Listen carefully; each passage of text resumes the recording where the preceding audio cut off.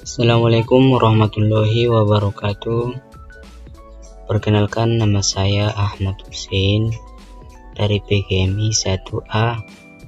Di sini saya akan membahas tentang sejarah dan fungsi serta kedudukan bahasa Indonesia. Jadi yang pertama, kita cari tahu dulu tentang definisi bahasa.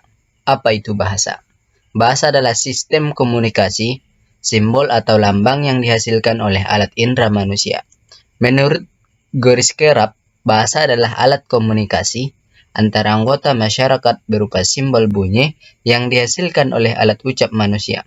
Jadi kita bisa simpulkan bahasa adalah simbol atau alat ucap yang bertujuan untuk alat komunikasi antara masyarakat. Selanjutnya, sejarah bahasa Indonesia. Ternyata, sumber atau akar bahasa Indonesia adalah bahasa Melayu. Bahasa Melayu pada saat itu disebut lingua franca atau bahasa perantara untuk berbagai kegiatan yang ada di masyarakat, seperti perdagangan dan kebudayaan. Pertanyaannya, mengapa bahasa Melayu dipilih sebagai bahasa Indonesia? Adapun alasan yang pertama, lingua franca. Bahasa Melayu sudah atau merupakan lingua franca di Indonesia, atau bisa disebut dengan bahasa perhubungan dan bahasa perdagangan. Yang kedua, demokratis. Sistem bahasa Melayu sederhana, mudah dipelajari, karena dalam bahasa Melayu tidak dikenal dengan yang namanya tingkatan bahasa, seperti dalam bahasa Jawa. Kalau di dalam bahasa Jawa, ada tingkatan seperti ngoko, kromo, atau perbedaan bahasa kasar dan bahasa halus, seperti dalam bahasa Sunda, kasar dan lemas. Yang ketiga, bahasa kesusastraan. Ternyata, pada saat itu, bahasa Melayu sudah merupakan bahasa yang dipergunakan untuk membuat puisi, surat, dan karya-karya yang lainnya.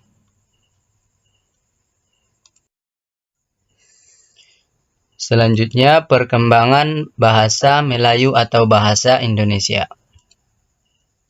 Yang pertama, pada tahun 1901 disusun ejaan yang pertama, yaitu ejaan Pan of Huijsen. Kenapa disebut ejaan Pan of Huijsen? Karena memang penyusunnya adalah orang Belanda yang bernama Pan of Huijsen. Yang kedua, pada tahun 1908 berdiri Balai Pustaka. Nah, ini Balai Pustaka pertama di Indonesia, sekarang Balai Pustaka tertua. Yang ketiga, pada tahun 1928 penentuan bahasa nasional, yaitu dalam peristiwa Sumpah Pemuda. Iqrar dalam Sumpah Pemuda salah satunya berbunyi bahwa bahasa Indonesia adalah sebagai bahasa nasional.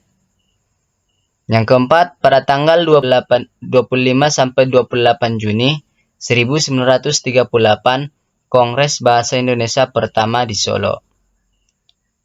Seterusnya, tanggal 18 Agustus 1945 diakui dalam Undang-Undang 45 pada pasal 36 bahwa bahasa Indonesia adalah bahasa negara.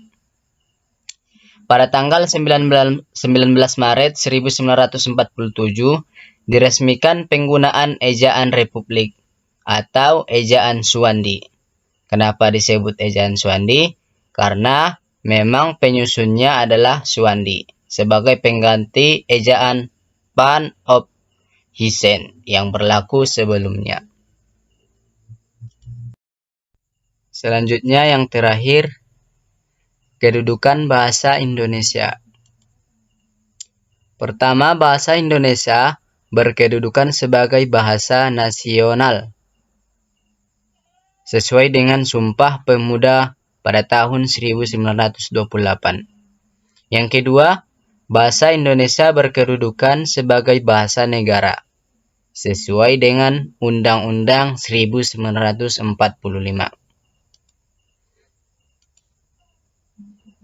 Yang terakhir, fungsi bahasa Indonesia. Yang pertama, lambang kebanggaan kebangsaan.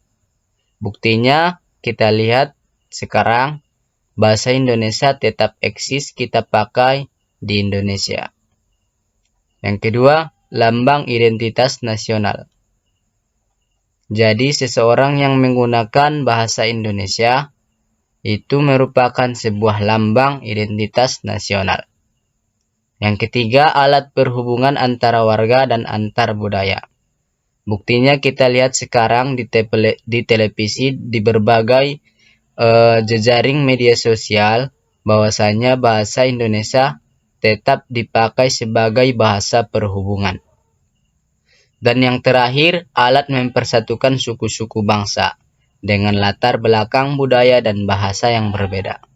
Saking banyaknya suku dan bahasa di Indonesia, makanya Indonesia mempunyai bahasa kebanggaan atau bahasa identitas nasional, yaitu bahasa Indonesia. Terima kasih, saya ucapkan. Mohon maaf apabila ada salah-salah kata. Saya akhiri dengan salam. Assalamualaikum warahmatullahi wabarakatuh.